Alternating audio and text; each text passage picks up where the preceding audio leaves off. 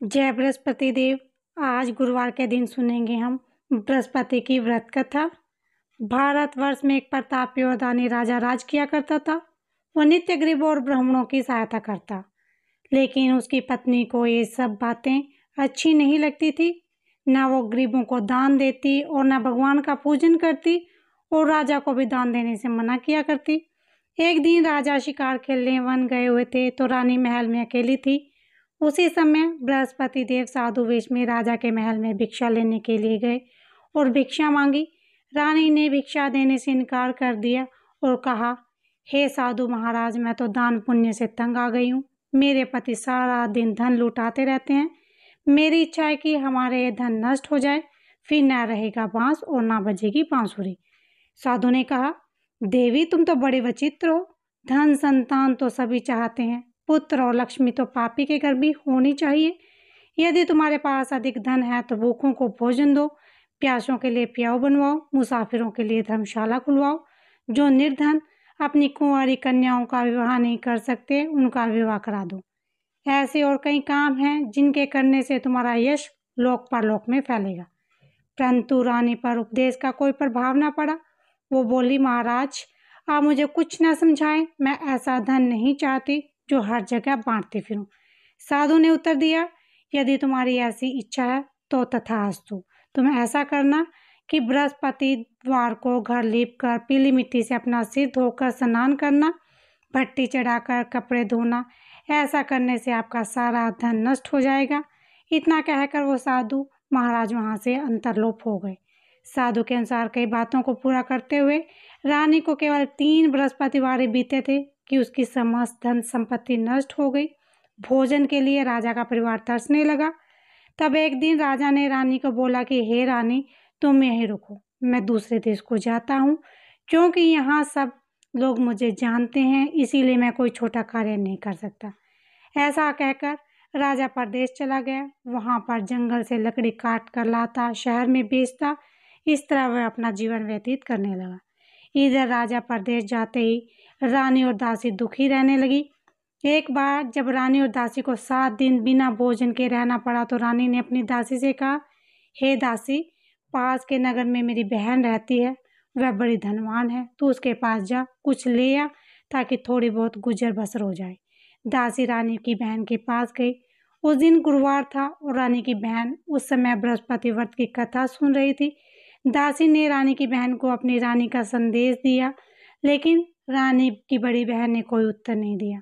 जब दासी को रानी की बहन से कोई उत्तर ना मिला तो वो बहुत दुखी हुई और उसे क्रोध भी आया।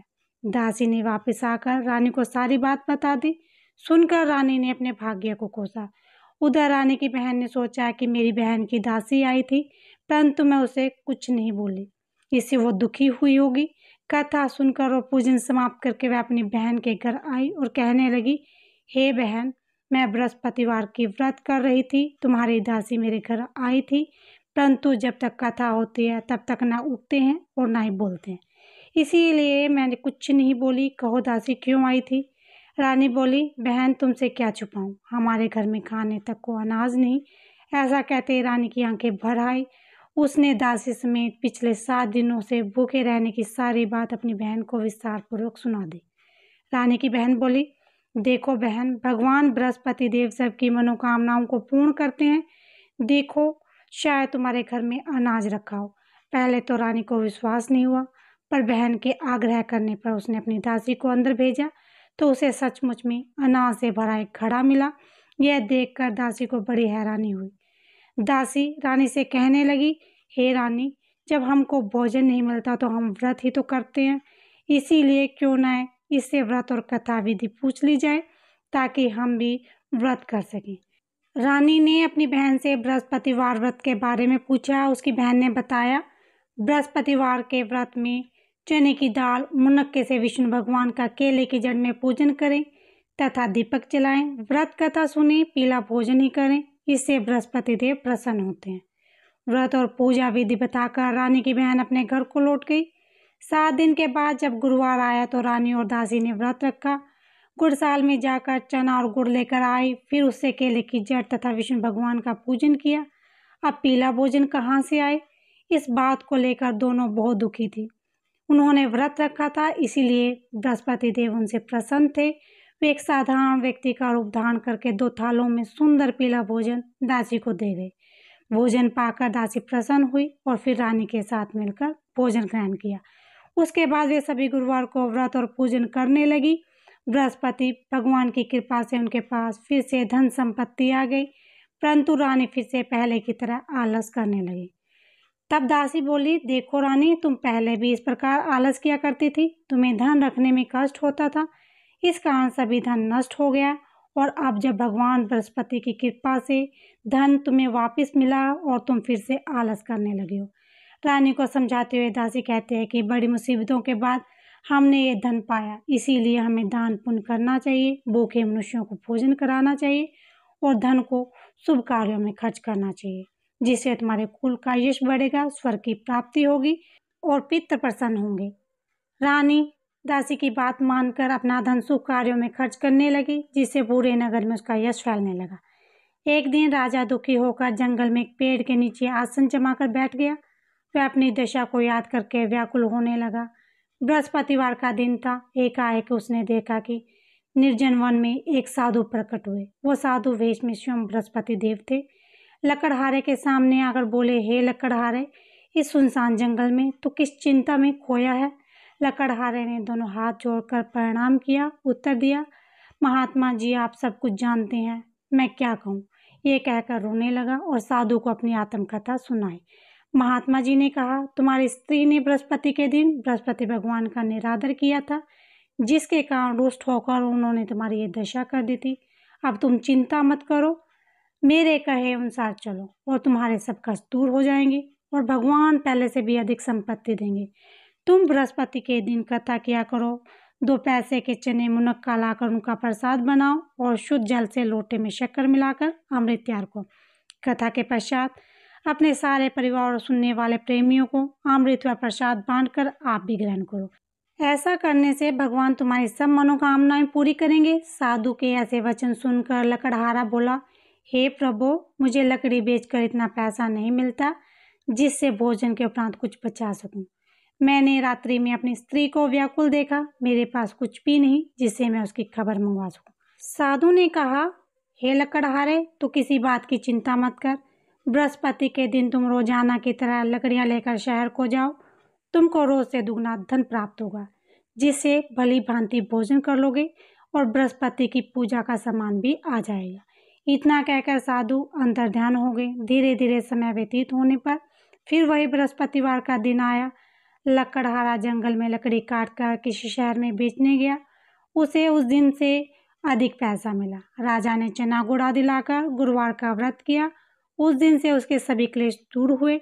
परंतु जब दोबारा गुरुवार का दिन आया तो बृहस्पति का व्रत करना भूल गया। इस कारण बृहस्पति भगवान नाराज हो गए। उस दिन उस नगर के राजा ने विशाल यज्ञ का आयोजन किया था।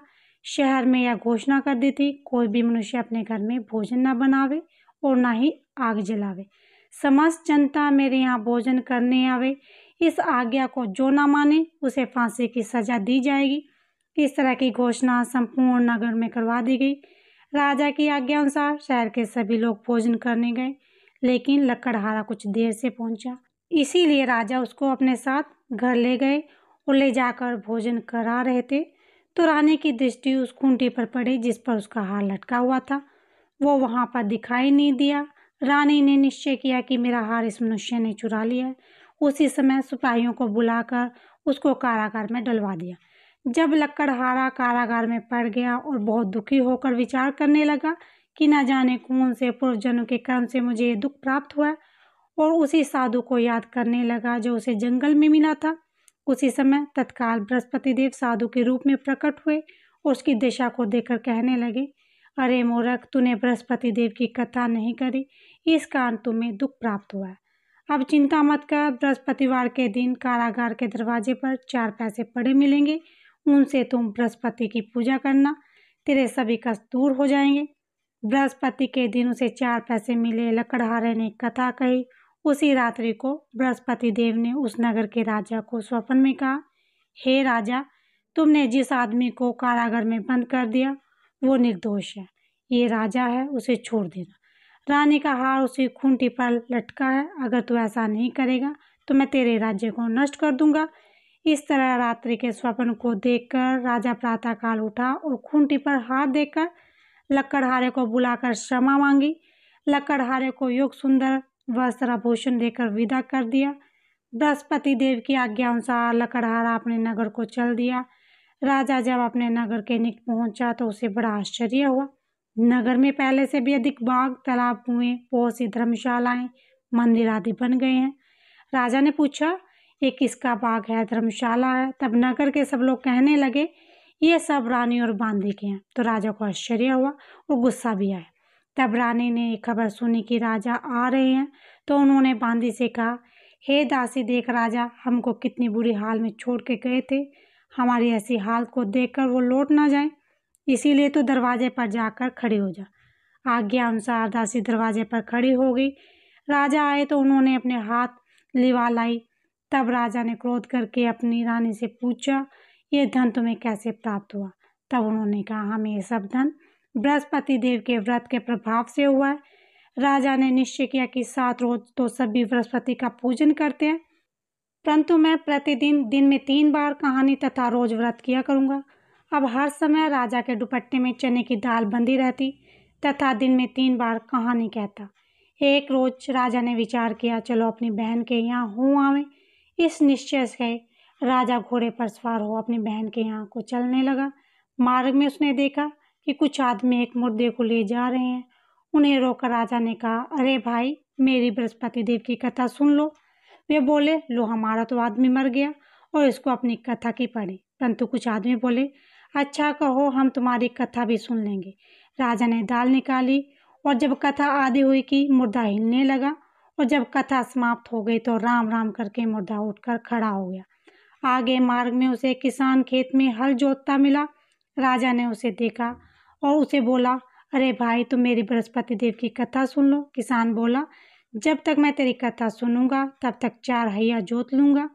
जा अपनी कथा किसी और को सुना। इस तरह राजा आगे चलने लगा। राजा के हटते ही बैल पछाड़ा खाकर गिर गए और किसान के पेट में जोर से दर्द होने लगा। उसी समय उसकी माँ रोटी लेकर आई। उसने तब यह देखा, अपने पुत्र से सब हाल पूछा और बेटे ने सभी हाल कह दिया। तो बुढ़िया दौड़ी दौड़ी उस घुड़सवार के पास गई और उससे बोली कि मैं तेरी कथा सुनूंगी, अपनी कथा मेरे खेत में चलकर कहना।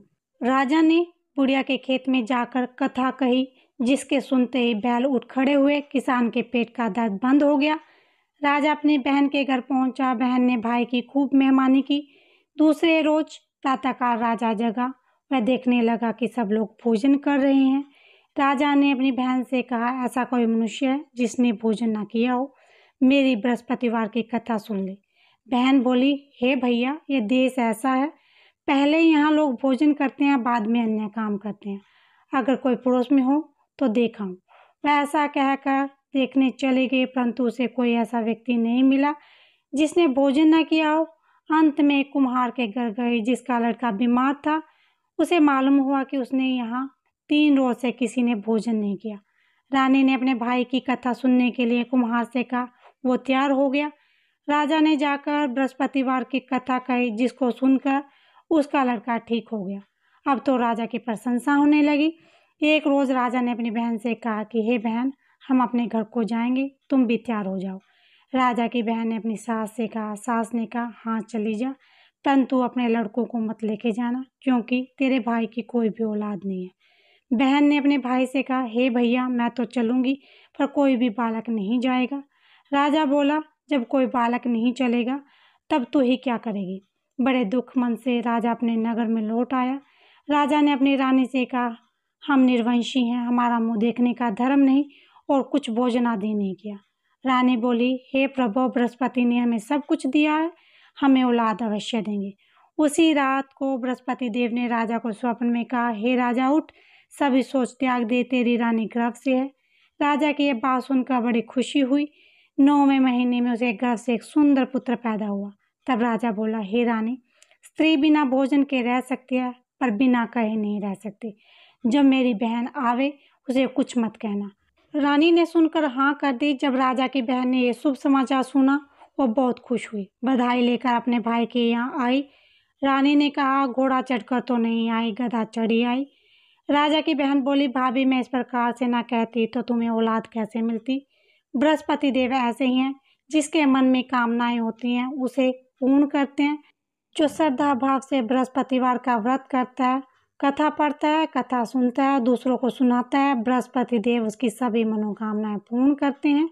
बोलो बृहस्पति देव की जय, विष्णु भगवान की जय।